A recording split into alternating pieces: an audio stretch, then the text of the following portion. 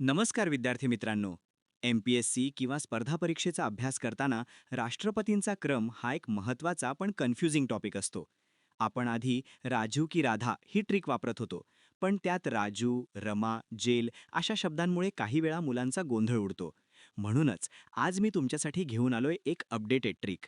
ह्या ट्रिकमध्ये आपण code words नाही, तर थेट राष्ट्रपतींची नावेच वापरली आहेत, ज्यामुळे तुम्हाला परीक्षेत आठवायला सोपं जाईल. चला तर मग ही छोटीशी स्टोरी ऐकूया. फक्त एक प्रसंग डोळ्यासमोर आणा. एक सहल चालली आहे. वाक्य नीट ऐका. राजेंद्रने राधा आणि जाकीरला गिरीवर नेले. पुढे काय झालं? तिथे अली आणि रेड्डी हे झैलसिंगच्या सोबत होते. त्यांना भेटायला कोण आलं?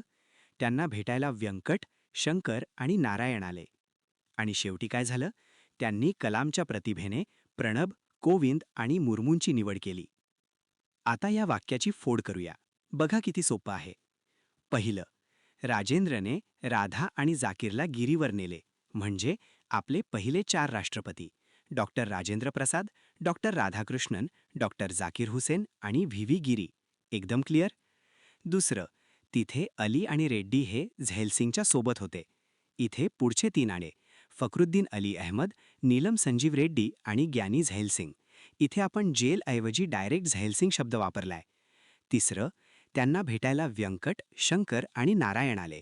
हे आहेत आपले 8, 9 आणि 10वे राष्ट्रपती आर व्यंकटरमण, डॉक्टर शंकर दयाल शर्मा आणि के आर नारायणन.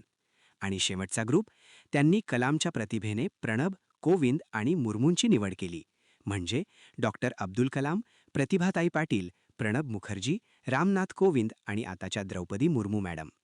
आहे की नाही सोपं? जुनी ट्रिक विसरा आणि ही डायरेक्ट नावांची स्टोरी लक्षात ठेवा. राजेंद्र, राधा, जाकीर गिरीवर गेले. तिथे अली रेड्डी झैलसिंग भेटले. मग व्यंकट, शंकर, नारायण आले आणि शेवटी कलाम, प्रतिभा, प्रणब, कोविंद, मुर्मू.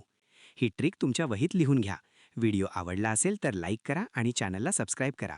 धन्यवाद.